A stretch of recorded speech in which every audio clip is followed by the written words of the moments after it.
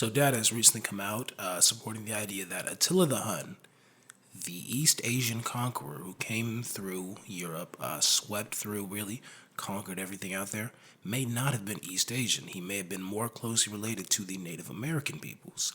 There's a lot of data circulating around based both on linguistics and genetic factors suggesting that these are true, that he is closely related to the Dene people of southwest modern day United States. The reason this is of paramount importance to this discussion is the idea that Columbian exchange, or the process of New World ideas, foods, culture, and people swapping with the Old World, that is Europe, Asia, and Africa, may have occurred far before we currently think. Now, there is other data, the Vikings in Greenland, the Chinese having had interactions with people they considered far to the what would have been their east, far past Japan, which would have reached through the Polynesian Isles and into modern day North America, and of course, Polynesian explorers having reached several islands off the coast of South America. But Attila the Hun and his conquering of various parts of Asia and of Europe predates all of these events. So we really need to lean in and dial in and focus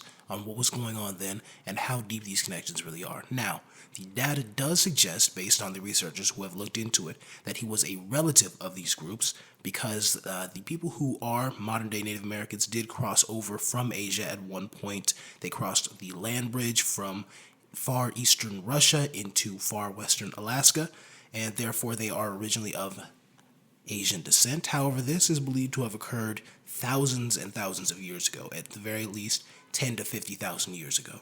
So the idea that Attila the Hun may have been a closer relative of these groups kind of messes up the time frame we're looking at, either with the migration of humans into North America or with the complete loss of communications between Eastern Asian and Western Native American groups. Now, the question really is, why would this have been hidden from us for so long? We have a lot of history detailing the Huns, their origins from medieval European times all the way up until modern reanalysis of how those groups came through Asia and into Europe.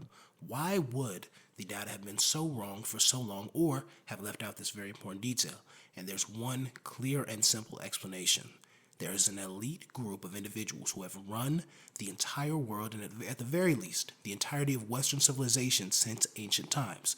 This cabal of powerful and wealthy individuals has been suppressing the use of information related to the New World because they knew there are secrets that they could keep from us, knowledge that they could gain from having access to these lands and peoples that would allow them to remain in their position of power over us. They want to remain elevated and at the top, and they only lost the ability to keep this secret from us and to keep the world smaller than it actually was in our minds when Columbus made his accidental voyage all the way west when he thought he was going to reach India into the Caribbean and the current location of the Americas. Now, Columbus had gone on this expedition to make money for a wealthier patron of his, so he could not simply keep this knowledge a secret. He couldn't lie, couldn't be covered up. He had to try to make money for the stockholders in the expedition. The reason this is such a big and impactful event in history is that the knowledge of the Americas became available to the common person and to members of the nobility and of the wealthy upper class who previously had been of a high enough position to earn money and to make a living and to be wealthy and powerful in society, but hadn't been at the level of prominence to which they'd been invited to join the cabal, which had secret control of all of society and was guiding it in its own direction through its secret programs. Now, how does this all tie back into climate change? It's very simple. They have known that they were going to enact a plan of global climate change, global warming, since the medieval times, since the early 3rd and 4th centuries. This has been a long time in the making. The Industrial Revolution actually happened in China far before it happened in Europe. They just weren't ready to fully enact their plans at the time. They had some things they still had to get in order.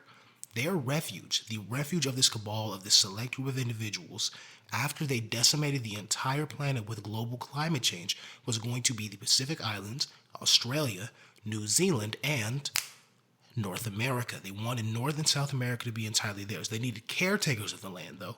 So they were secretly engaging in programs and trade deals with the Native Americans to make sure that the land was pristine and well taken care of before they got there after they destroyed the entirety of the Old World. Attila the Hun, Genghis Khan, and all of these other Far Eastern conquerors who came through and decimated Europe, in addition to the bubonic plague as a crafted biological weapon used by agents of the cabal, were all there put in place to lower the population of Europe and keep it down long enough for them to engage the population and to brainwash them to create selective breeding programs and to get a European populace that was ready to engage in the Industrial Revolution and to go out and conquer the world in the age of colonization. The age of colonization, however, was not supposed to take place for at least another century after the time when it actually occurred in our timeline. They are very disturbed by this, and since then they've been having to readjust their plans on the fly, and it finally culminated in a new event in 2008 in which they tried to do a global reset in addition to the multiple wars in the Middle East which they orchestrated that caused them to set up a new path and a new plan. And we're seeing that plan culminate now with the fires in Hawaii and other Polynesian areas, including the earthquake in Samoa, which completely disconnected that island nation from global communications through the internet or through phone lines, which happened in 2021. Now, the reason all of this really matters, why we really have to tune in and focus, is because this is still their same plan.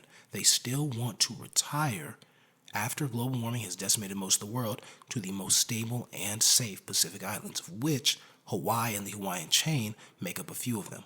That is why, right now, with the fires in Maui, they are decimating the houses of people who are of average income or below average income, poor and middle class people, in addition to all the genocidal acts they have enacted on Native Hawaiians, so that they can clear out that land from the people who actually belong there and move in members of the cabal, members who have paid their dues, who have joined the secret society of individuals who have been manipulating the world, so that they can retire there and have a safe place to live. They're going to do the same thing with Samoa, and it's well known that they've been doing the same thing with New Zealand and Australia, hence why they engaged in near total complete genocide of the Aboriginals and the Maori people, because they had ancestral ties to the land and they knew what they were going to do. They knew they would be able to survive there without any interaction from the outside world. Those two nations are in fact the best positioned currently to survive a catastrophic event such as what we're going to see in the face of global warming. All right, well, thank you for listening this far, guys. We're going to try to calm things down here in the last few minutes. I know I might have gotten you amped up, a bit concerned with all the knowledge that I've just explained to you of what their plans are for the future of the world.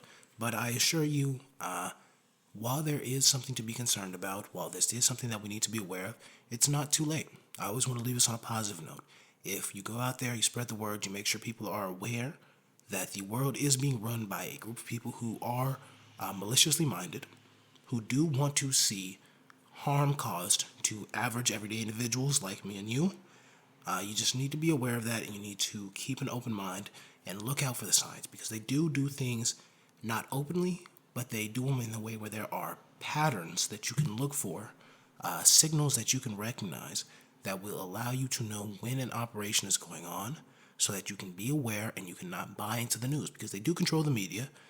Mainstream media has been not even infiltrated or co-opted, but simply set up in a way that will only benefit their interest. So just stay aware of that, keep an open mind, and watch for the signs. Now, one thing I always want to emphasize and make sure that people keep in mind, if you're listening and watching my videos, is that Native and Indigenous communities in whatever region you live in are some of the groups that we need to support the most at this time. Native Hawaiians, they are having genocide enacted upon them and having their land taken from them. If you are in Europe and you're a Native European, please make sure that you keep in touch with members of your community who maybe remember an older way of life, who have a way of doing things. They have some certain skills in cultivating land and maintaining communities that you maybe need to look out for. In the UK, for instance, there was a woman who tried to create community gardens in her estate, in her planned living area, and somebody went out there and salted all the land and damaged and destroyed the crops that she was just using to grow and feed her own community. That was an attack on an indigenous community. Let's be clear, just because she was a Native European looking out for other Native Europeans, a lot of people out there will try to use this to divide people, will try to make it seem as if it's an attack on white people or something like that.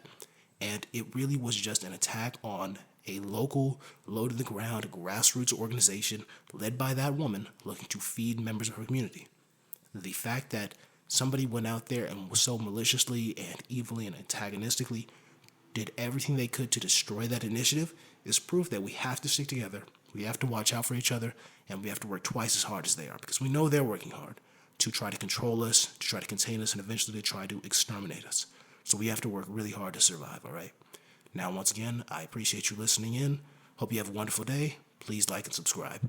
And one more time, I do hope you all go out together and cultivate community. Have a wonderful day.